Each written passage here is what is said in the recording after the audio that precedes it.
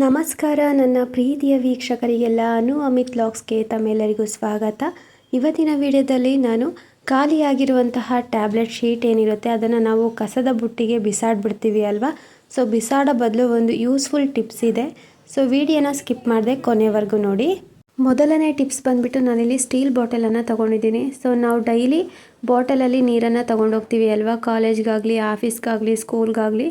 So ನಾವು daily ನೀರು ತುಂಬಿಕೊಳ್ಬೇಕಾದ್ರೆ ಒಂದು ಸಲ ಈ ಥರ ನೀರು ಹಾಕ್ಬಿಟ್ಟು ವಾಶ್ ಮಾಡಿ ನೀರು ತುಂಬಿಸ್ಕೊಂಡು ತೊಗೊಂಡೋಗ್ಬಿಡ್ತೀವಿ.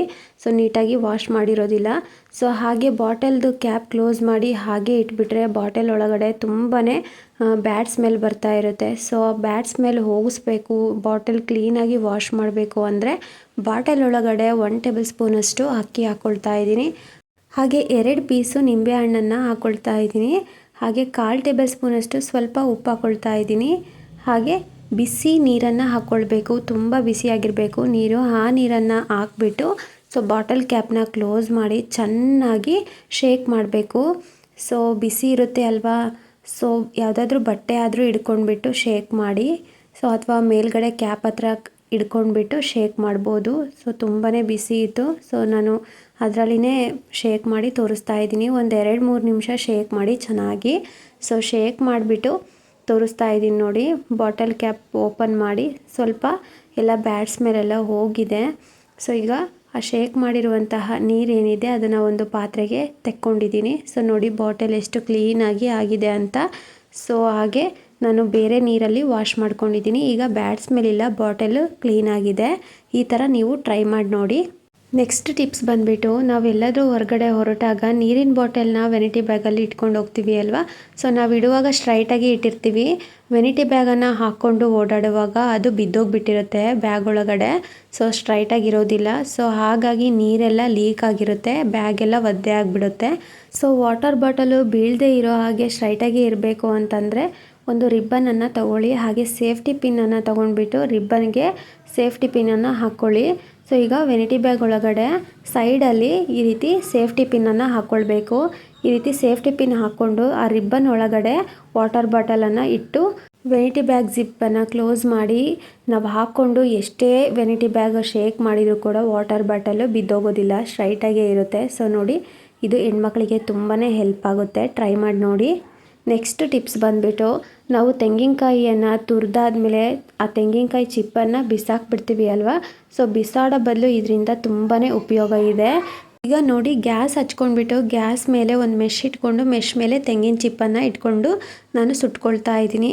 ಇದು ಫುಲ್ಲು ಕಂಪ್ಲೀಟಾಗಿ ಸುಟ್ಬಿಟ್ಟು ಕೆಂಡ ಆಗಬೇಕು, ಅಲ್ಲಿವರೆಗೂ ನಾವು ಸುಟ್ಕೊಳ್ಬೇಕಾಗುತ್ತೆ ತೆಂಗಿನ ಚಿಪ್ಪನ್ನು.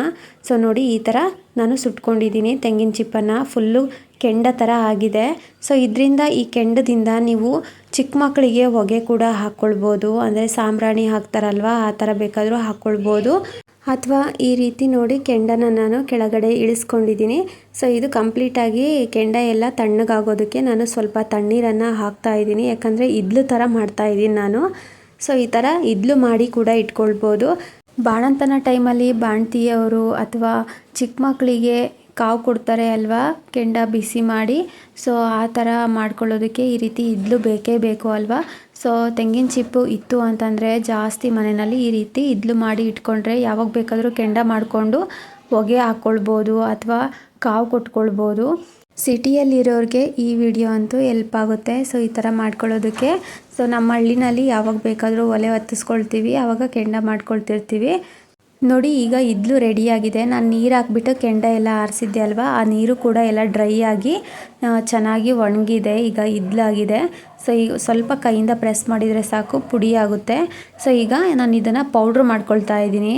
ಸೊ ಈ ಪೌಡರ್ ಯಾಕೆ ಮಾಡ್ತಾ ಇದ್ದೀನಿ ಅಂತ ಹೇಳ್ತೀನಿ. ಸೊ ನೋಡಿ, ಈ ಥರ ಒಂದು ಶೀಟಲ್ಲಿ ಇಡ್ಲು ಹಾಕ್ಕೊಂಡ್ಬಿಟ್ಟು ನಾನು ಒಂದು ಕುಟಾಣಿಯಿಂದ ಕುಟ್ಕೊಂಡು ಪುಡಿ ಮಾಡ್ಕೊಳ್ತೀನಿ. ಸೊ ನಿಮ್ಮ ಹತ್ರ ಈ ರೀತಿ ಮಾಡೋದಕ್ಕೆ ಟೈಮ್ ಇಲ್ಲ ಅಂತಂದರೆ ಮಿಕ್ಸರ್ಗೆ ಹಾಕ್ಬಿಟ್ಟು ನೈಸಾಗಿ ಪೌಡ್ರ್ ಮಾಡ್ಕೊಳ್ಬೋದು.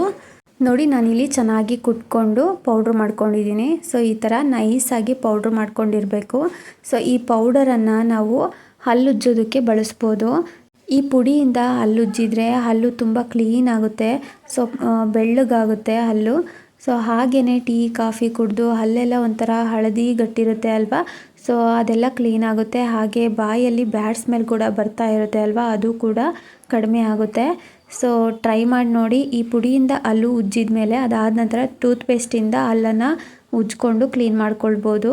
ಸೊ ಕ್ಲೀನ್ ಆಗುತ್ತೆ. ಸೊ ಒಂದು ಸಲ ಟ್ರೈ ಮಾಡಿ ನೋಡಿ. ಈ ರೀತಿ ಇದ್ದಿಲಿಂದ ಪುಡಿ ಮಾಡಿಕೊಂಡು ನಮ್ಮ ಅಜ್ಜಿಯವರೆಲ್ಲ ಹಲ್ಲನ್ನು ಉಜ್ತಾ ಇದ್ದರು. ಸೊ ಅವಾಗೆಲ್ಲ ಟೂತ್ ಪೇಸ್ಟ್ ಎಲ್ಲ ಇರಲಿಲ್ಲ ಅಲ್ವಾ, ಸೊ ಇದರಿಂದನೇ ಹಲ್ಲು ಉಜ್ತಾ ಇದ್ರಂತೆ. ಸೊ ಅದನ್ನು ನಿಮ್ಮ ಜೊತೆ ಶೇರ್ ಮಾಡಿದ್ದೀನಿ. ಸೊ ನಿಮ್ಗೆ ಇಷ್ಟ ಇದ್ದರೆ ಈ ರೀತಿ ಟ್ರೈ ಮಾಡಿ ನೋಡಿ. ನೆಕ್ಸ್ಟ್ ಟಿಪ್ಸ್ ಬಂದುಬಿಟ್ಟು ಖಾಲಿಯಾದ ಟ್ಯಾಬ್ಲೆಟ್ ಶೀಟನ್ನು ತೊಗೊಂಡಿದ್ದೀನಿ. ಸೊ ಈ ಟ್ಯಾಬ್ಲೆಟ್ ಖಾಲಿ ಆದ ತಕ್ಷಣ ನಮಗೆ ಏನು ಇದರಿಂದ ಉಪಯೋಗ ಇಲ್ಲ ಅಂತ ಹೇಳಿ ಬಿಸಾಡಿಬಿಡ್ತೀವಿ ಅಲ್ವಾ. ಸೊ ಇದರಿಂದ ಒಂದು ಯೂಸ್ಫುಲ್ ಕಿಚನ್ ಟಿಪ್ಸ್ ಇದೆ.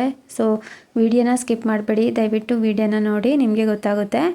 ನಾನಿಲ್ಲಿ ಕುಕ್ಕರ್ ಕ್ಯಾಪನ್ನು ತೊಗೊಂಡಿದ್ದೀನಿ. ಸೊ ಇದು ಹ್ಯಾಂಡಲ್ ಇದೆ ಅಲ್ವಾ, ನಟ್ಟು ಲೂಸಾಗಿ ಹ್ಯಾಂಡಲ್ ಎಲ್ಲ ಲೂಸ್ ಆಗಿದೆ. ಸೊ ಅದು ಟೈಟ್ ಮಾಡಿದರೂ ಕೂಡ ಪದೇ ಪದೇ ಲೂಸ್ ಆಗ್ತಾನೆ ಇರುತ್ತೆ. ಸೊ ಅದಕ್ಕೆ ನೋಡಿ ನಾನಿಲ್ಲಿ ಟ್ಯಾಬ್ಲೆಟ್ ಶೀಟನ್ನು ತೊಗೊಂಡಿದ್ದೀನಿ. ಸೊ ಟ್ಯಾಬ್ಲೆಟ್ ಶೀಟನ್ನು ಒಂದು ಕಟ್ ಮಾಡ್ಕೊಳ್ತಾ ಇದ್ದೀನಿ. ಒಂದು ಟ್ಯಾಬ್ಲೆಟ್ ಇರುತ್ತೆ ಅಲ್ವಾ, ಅಷ್ಟು ಕಟ್ ಮಾಡ್ಕೊಳ್ತಾ ಇದ್ದೀನಿ.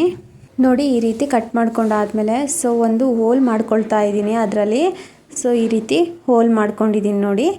ಸೊ ಈ ಥರ ಹೋಲ್ ಮಾಡ್ಕೊಂಡಾದ್ಮೇಲೆ ನಟ್ಟಿರುತ್ತೆ ಅಲ್ವಾ ಹ್ಯಾಂಡಲ್ ಹತ್ರ, ಸೊ ಆ ನಟ್ಟನ್ನು ಬಿಚ್ಕೊಂಡ್ಬಿಟ್ಟು ಆ ನಟ್ಟನ್ನು ಟ್ಯಾಬ್ಲೆಟ್ ಶೀಟು ಹೋಲ್ ಮಾಡ್ಕೊಂಡಿರ್ತೀವಿ ಅಲ್ವಾ ಅದರೊಳಗಡೆ ನಾನು ಹಾಕ್ಕೊಂಡಿದ್ದೀನಿ. ಈಗ ಸ್ವಲ್ಪ ಟ್ಯಾಬ್ಲೆಟ್ ಶೀಟನ್ನು ನೀಟಾಗಿ ಸ್ಕ್ವೇರ್ ಶೇಪಲ್ಲಿ ಕಟ್ ಮಾಡ್ಕೊಂಡಿದ್ದೀನಿ.